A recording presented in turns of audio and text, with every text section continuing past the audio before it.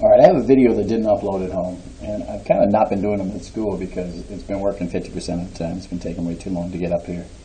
But let's try it again here. Similarity transformation. We're confirming similarity. And if you have a similarity transformation, all it means is that the final figure has the same shape. Not necessarily the same size, but the same shape. This includes reflections, translations, rotations, dilations. That changes the size.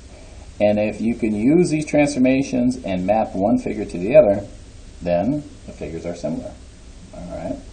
So if I'm going to map, all right, and this has paper. So it says turn the paper, so the patio EFG is turned on a patio LM. So look, if I actually do this, do you see this is, let's do this. This is -2, -4. If I turn this page 180 degrees like this, this one is -2, -4, all right? So, and in fact, if we did that with all of the figures, they would all map out, all right? So, these figures are similar, all right? Figures are similar.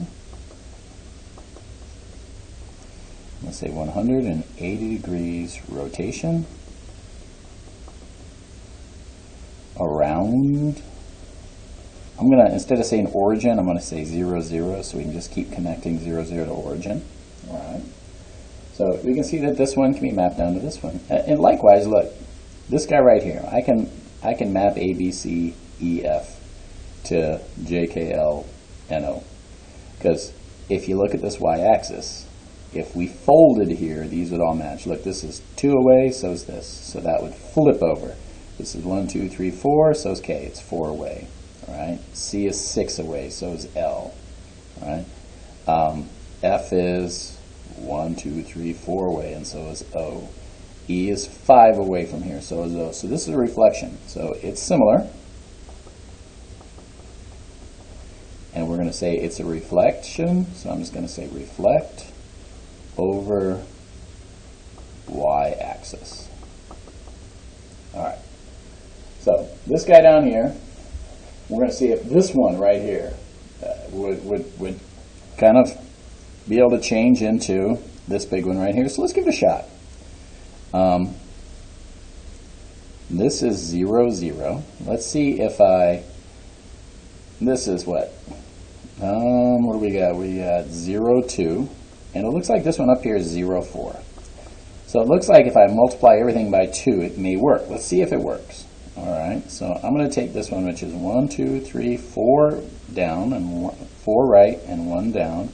And if I double it, it would be 8 right and 2 down. Sure enough, multiplying each one of those by 2 gets me to here. This one is -2, -1, -2, -1. If I double it, -4, -2, -1, 2, 3, 4, -2. Sure enough. So these are similar because they have the same shape, so I'm going to say similar. And then I'm going to say dilation, scale factor, 2. All right, so 3 similar figures. We turn it over, it's got a few questions, then we're going to stop. All right, because I think I covered the rest of this on the next video already. All right. Were any of the images congruent? Yes, right? The first 2. If so, what transformation were performed? I'm going to say rigid transformations, right? Rigid transformations. If you remember, we did a rotation and a reflection, right? What does this tell you about the relationship between singular figures and congruent figures? Well, for one, right, and it means that similar, well, let's reverse that. I'm going to say congruent figures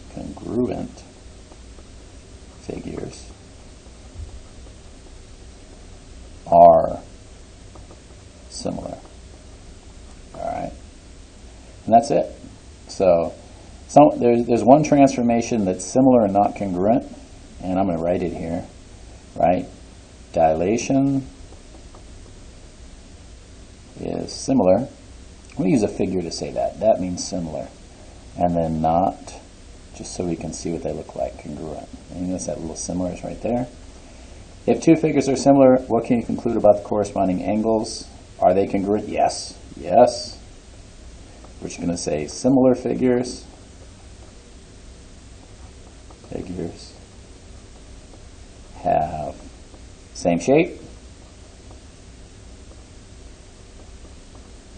So angles are always, let me use a congruent like that, congruent. So anytime you have the same shape, your angles are congruent. And I think that's all we missed. So I'm going to pause this and hopefully post it, and I'll see you guys soon.